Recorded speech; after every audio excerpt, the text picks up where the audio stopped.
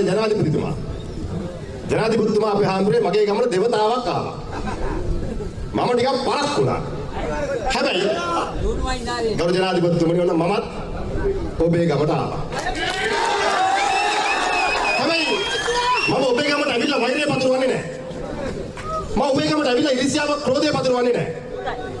හැබැයි අපි විශ්වාස කරන දේශපාලන ප්‍රතිපත්තියක් තියෙනවා. අපි විශ්වාස කරනවා මේ රටේ හෙළ සංස්කෘතිය ඇතුලේ බෞද්ධ සංස්කෘතිය කේන්ද්‍ර කරගත් සමාජයක් තුළ සියලු සංස්කෘතිය ආරක්ෂා වෙන්න ඕනේ කියලා. ආණ්ඩුවේ මර්ධනයට නම් අපුව නවත්තන්න බෑ.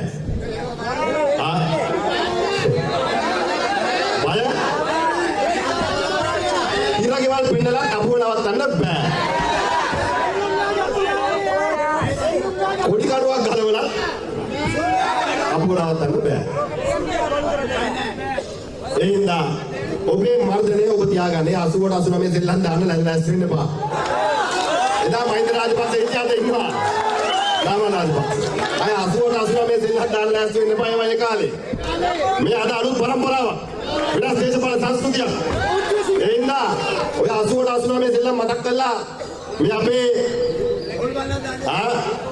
අන්න මම වදනේ කියන්නේ නැහැ. ඔය මම තාත්තා කියලා කියන්න බෑ කියලා. එහෙනම් මම කියන්නේ නැහැ. එහෙනම් ඒව තියාගෙන ලෑස්ති වෙන්න එපා. හැබැයි ඔබ හොරු වල්ලන්න. ඒ හොරු වල්ලනම කන්ටේනර් 320 පණ්ඩපේ ගාවත් අල්ලගන්න. අර කුඩු කන්ටේනර් දෙක වරාය පණ්ඩපේ ගාවත් අල්ලන්න. ඒ තවඩොට් කරේ. ගල්ලඟුරු ගෙනාපු කෙනාවත් අල්ලන්න. කැප් 1700 ගෙනාවත් අල්ලන්න. පිටාදී හාල් කියන කෙනාවත් අල්ලන්න. උගන්ඩාවේ සල්ලි. ඒක ගේන්න. ඒක ගේන්න ඕනේ. අර දුබායි මැරියට් හොටලේ. ඒක ගේන්නත් ඕනේ. එහෙනම් අපි ගෞරවයෙන් ආණ්ඩුවෙන් ඉල්ලන්නේ. අපි ගෞරවයෙන් ආණ්ඩුවෙන් ඉල්ලන්නේ. පොරුව නවත්තන්න. රැවටිල්ල නවත්තන්න. මර්ධනය නවත්තන්න. ඔබ මේ රටේ ජනතාවට පොරොන්දුවක් වුණා. ඔබ මේ රටේ ජනතාවට පොරොන්දුවක් වුණා. ඒ පොරොන්දු ඉටු කරන්න. ඔබ මැදිහත් වෙන්න වගේම අපේ හාමුදුරුවනේ අපි ඔබ වහන්සේලාගෙන් ගෞරවයෙන් ඉල්ලනවා මේ මාතෘ භූමිය තුල දිනාගත්තු නිදහස මේ මාතෘ භූමිය තුල රණවිරුවන් දහස් ගාණක් ජීවිත පූජා කළ දිනාගත්තු නිදහස මෙතන තමිල සිංහල මුස්ලිම් බර්ග මැලේ සියලු ජාතීන් නිදහසේ ජීවත් වන පරිසරය ඒ වගේම තමයි හෙළ සංස්කෘතියත් එක්ක ගොඩනැගිච්ච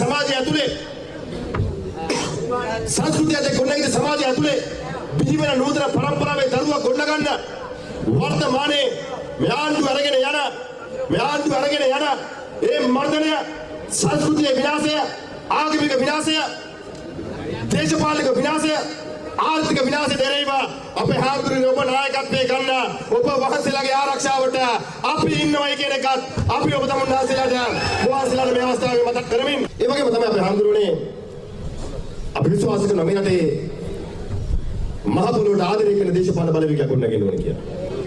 අවස්ථාවාදී දේශපාලනය තුළ රට ජාති ආගම පාවන දීලා හරි තමන්ගේ දේශපාලන බලය රටපා පවත්වා ගන්න දේශපාලන සංස්කෘතියක් වෙනවා. එකකට සතුටු වෙනවා. මගේ තාත්තා රණවිරුවන් ඒ කරපු කැපවීම තුළ ලැබපු නිදහස අන්න කුමාර ජනාධිපතිතුමා යාපනයේ උපරිමයෙන් භුක්ති විඳීම පිළිබඳව මම හදවතින්ම සතුටු වෙනවා කියන එක මතක් කරගන්නවා. මම හදවතින්ම සතුටු වෙනවා. ඔබත් සතුටු වෙන්න. ඔබ අපේ දේශපාලනය ඇතුලේ වෛරය නැහැ. අපිත් සතුටු වෙනවා. කොහෙද? ජනාධිපතිතුමා චොපරේ යන්න ඕනේ. මම ඒකට බයින්නේ නැහැ. මොකද එයා යන්නේ නැහැ කියලා අපි මොනව කරන්නද? දැන් එතුමා පාරේ ගියා නම් ශ්‍රීමා බෝධින් වහන්සේට වැඳගෙන යන්න වෙන්නේ චොපරේ ගිහින් බින්ද ජීප් එකේ ගියා. ශ්‍රීමා බෝධින් වහන්සේ පහු කරගෙන තමයි අපේ හාමුදුරේ නාගදීපට යන්නේ. දැන් යුද්ධේ නැහැනේ. එන්න යන්න පුළුවන්. ඒ වගේම තමයි.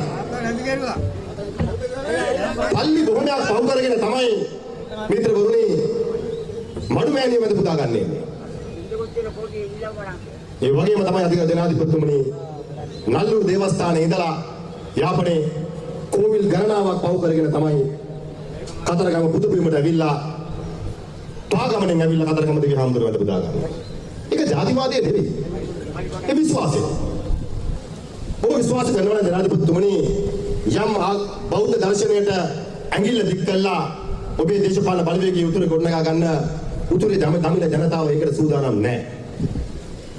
ඔවුන් සංස්කෘතිය විශ්වාස කරනවා. අපි සංස්කෘතිය විශ්වාස කරනවා. සියලුම ආගම් රැකිලා තියෙන බෞද්ධ සංස්කෘතිය මත මේ මාතෘ භූමිය ගොඩනැගිච්ච නිසා අපිට අවශ්‍යයි මෙලට හරියට දේශපාලන සංස්කෘතිය. අපිට ඕනේ මේකට දියුණුවනවා දකින්න. ආපස්සට ඇදගෙන යන දේශපාලන සංස්කෘතියක් නෙවෙයි. වෛරය කරන්න එපා කියමින් වෛරය පතුරවන්න එපා කියමින් ඔබ මෙරටේ ජාතින් අතර අසමගිය ඇති කරන්න උත්සාහ කරනවා. අද එක පැත්තකින් මහා ව්‍යසනයකට අපි මුහුණ දාලා තියෙනවා. මුහුණ දීලා තියෙනවා. ඒ ව්‍යසනය ඇතුලේ මහා මිනිස් ජීවිත ගණනාවක් නැති වුණා. ආණ්ඩුවේ මැදිහත් වීමක් තිබුණාද මදිද මේ කාරණා පිළිබඳව හොයන්න ඕනේ. ජීවිත ගණනාවක් බේරගන්න තිබ්බ කියන විශ්වාසය ව්‍යසනයට ලක් වෙච්ච ජනතාව තුළ තියෙනවා. හැබැයි මේ සමස්ත මාතෘ භූමිය තුළ ගොවි ජනතාව ආරක්ෂා කිරීමේ වගකීම දීවල ජනතාව ආරක්ෂා කිරීමේ වගකීම විවසායක ආරක්ෂා කිරීමේ වගකීම පවතින ආණ්ඩුවට මග හරින්න බෑ කියන එකත් අපි මතක් කරන්න ඕනේ. එක පෑන් පාරෙන් මාෆියාව වළක්වන එක කෙසේ වෙතත් එක පෑන් පාරෙන් කන්ටේනර් 323ක් නම් වරායෙන් එළියට දාලා තියෙනවා. වරායෙන් එළියට දාලා තියෙනවා. එදා අපිට මඩ ගැහුවා. ඒ විදියට වදරක් මඩ ගන්නවා. මත්ද්‍රව්‍ය සම්බන්ධයෙන් ආණ්ඩුවේ ස්ථාවරය. ඔව් මත්ද්‍රව්‍ය මෙරටේ තුලං කරන්න ඕනේ.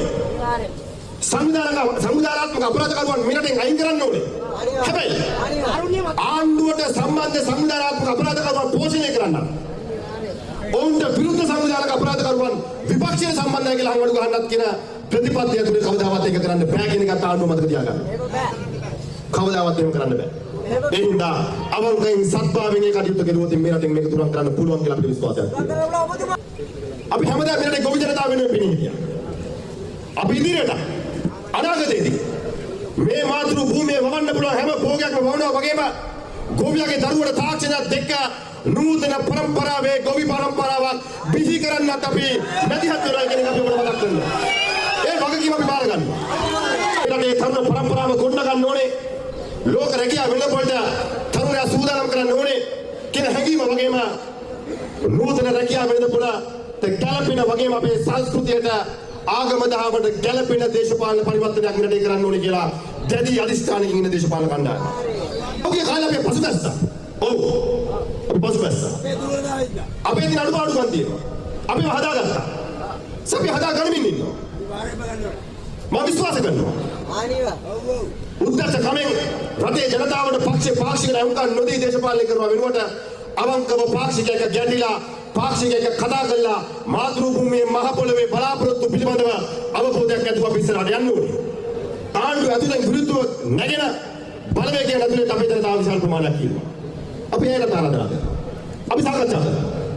පුද්ගල පෙරමුණේ ගාත්තල් බඳගමු මේ රටට ගැළපෙන දේශපාලන සංස්කෘතියක් මේ මාතෘ භූමිය තුළ බලපෑම් අපි කරා සිළුමු කියලා ආරාධනා කරනවා. මේ මාතෘ භූමිය ඇතුලේ ඊළඟට ගොඩනැගෙන ආණ්ඩුවක් ඇතුලේ වගේම ඊළඟට ගොඩනැගෙන දේශපාලන බලවේගය ඇතුලේ අපේකම අපේ ආගම අපේ ජාතිය වගේම මේ මහ පොළවේ පය ගහලා ඉන්න සියලුම දෙනාට ගෞරවාන්විත ජීවිතයක් ගත කරන්න පුළුවන් පරිසරයක් අපි හදනවා කියන එකත් අපි ඔබ තමයි දාසට පුරුදු වෙනවා. ඔබ සියලු දෙනාටම සුබ අනාගතයක් පතමින් ගරු ජනාධිපතිතුමනි මම ආවා. හැබැයි මම ආයෙත් ඔබතුමාගේ ගමට එනවා කියමින් ඔබ